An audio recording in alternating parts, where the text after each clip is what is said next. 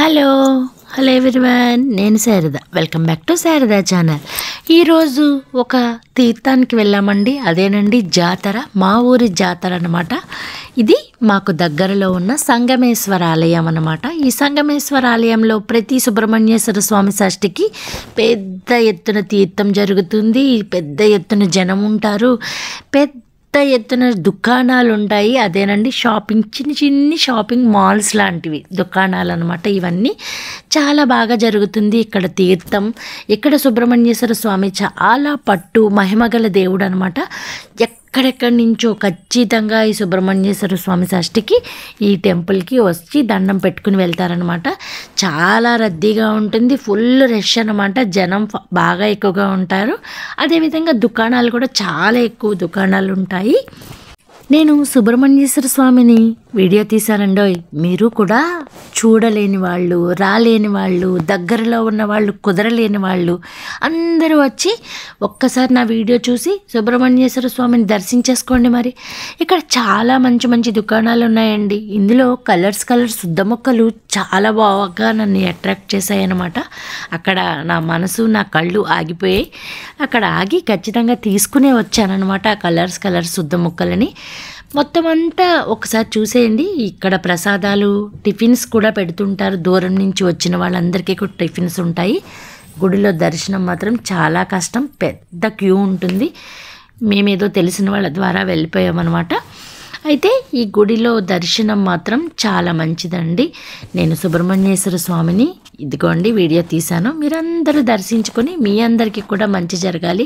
ఇక్కడ సుబ్రహ్మణ్యేశ్వర స్వామికి చాలా పట్టు ఎక్కువ అండి.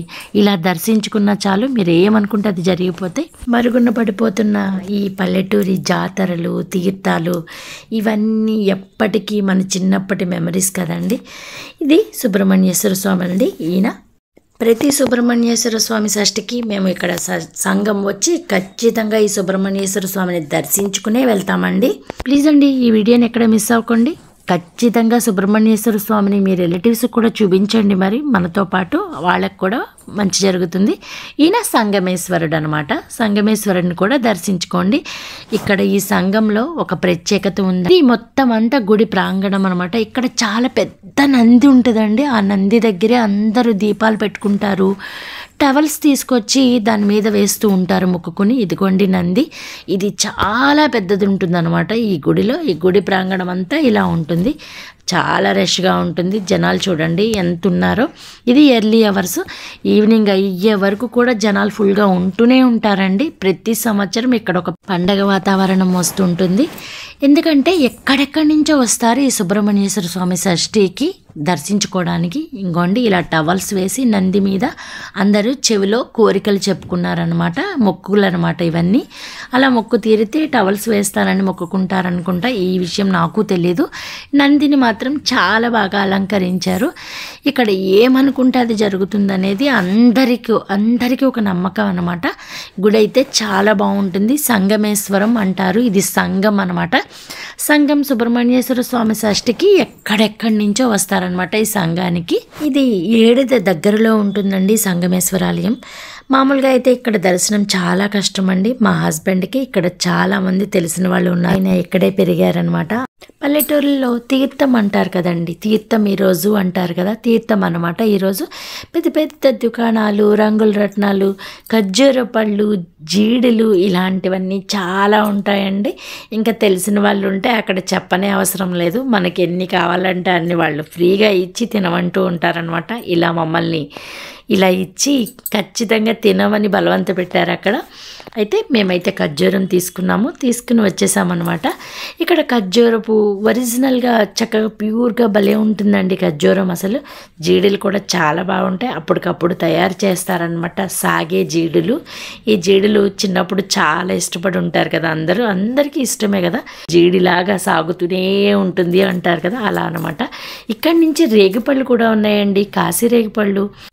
ఇది ఇక్కడ ఒక స్పెషల్ ప్రత్యేకత అన్నాను కదండి ఈ సంగమేశ్వరానికి. ఇదేనండి రుద్రభూమి అండి. ఇది ఇక్కడ శివుని బొమ్మతో చాలా బాగుంటుంది ఈ రుద్రభూమి. శివుడు రాగానే ఇలా ఆకర్షిస్తాడనమాట. ఇక్కడ ఇంకా పీచు మిఠాయిలు ఇంకా ఇంకా ఇంకా చాలా ఉన్నాయండి, ఖర్జూరాలు, ఇలా బొమ్మలు ఉన్నాయి.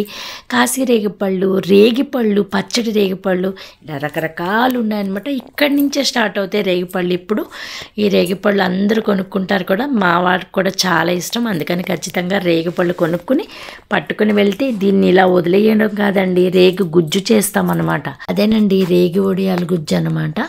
ఇలా మనం కావలసినవన్నీ అక్కడ కొనుక్కొని చిన్నప్పుడైతే తినుకుంటూ ఇంటికి వెళ్ళేవాళ్ళం. ఇప్పుడు దాచుకుని ఇంటికి వెళ్తున్నాము. ఎలా ఉందండి ఈ వీడియో? ఈ వీడియో నచ్చితే లైక్ చేయండి, షేర్ చేయండి, సబ్స్క్రైబ్ చేయండి మన శారదా ఛానల్ని. మీరు కూడా ఆ సంగమేశ్వరిని దర్శించుకోండి.